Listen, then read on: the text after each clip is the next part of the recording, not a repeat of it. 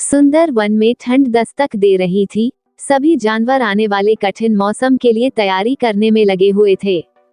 सुग्री चिड़िया भी उनमें से एक थी। हर साल की तरह उसने अपने लिए एक शानदार घोंसला तैयार किया था और अचानक होने वाली बारिश और ठंड से बचने के लिए उसे चारों तरफ से घास फूस से ढक दिया था।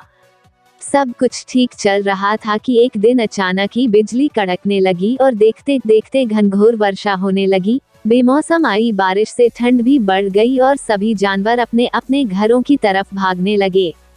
सुग्री भी तेजी दिखाते हुए अपने घोंसले में वापस आ गई और आराम करने लगी। उसे आए अभी कुछ ही वक्त बीता था कि एक बंदर खुद को बचाने के लिए पेड़ के नीचे आ पहुंचा।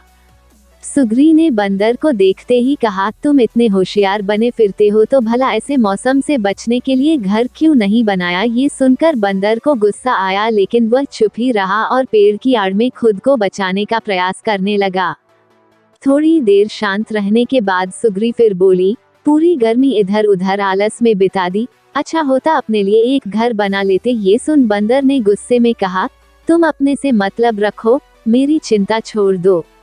सुग्री शांत हो गई। बारिश रुकने का नाम नहीं ले रही थी और हवाएं भी तेज चल रही थी। बेचारा बंदर ठंड से कांप रहा था और खुद को ढकने की भरसक कोशिश कर रहा था, पर सुग्री ने तो मानो उसे छेड़ने की कसम खा रखी थी। वो फिर बोली, काश कि तुमने थोड़ी अकल दिखाई होती तो आज इस हालत। सुग्री ने अभी अपनी बात खत्म भी नहीं की थी कि बंदर बौखलाते हुए बोला, एकदम चुप, अपना ये बार बार फुसफुसाना बंद करो। ये ज्ञान की बातें अपने पास रखो और पंडित बनने की कोशिश मत करो। सुग्री चुप हो गई। अब तक काफी पानी गिर चुका था। बंदर बिल्कुल भीग गया था और बुरी तरह कांप रहा था। इतने में सुग्री से रहा नहीं गया और वो फिर बोली, कम से कम अब घर बनाना सीख लेना। इतना सुनते ही बंदर तुरंत पेड़ पर चढ़ने लगा। भले मैं घर बनाना नहीं जानता, लेकिन मुझे तो ना अच्छे से आता है। और ये कहते हुए उसने सुग्री का घोंसला तहस नहस कर दिया। अब सुग्री भी बंदर की तरह बेघर हो चुकी थी और ठंड से कांप रही थी।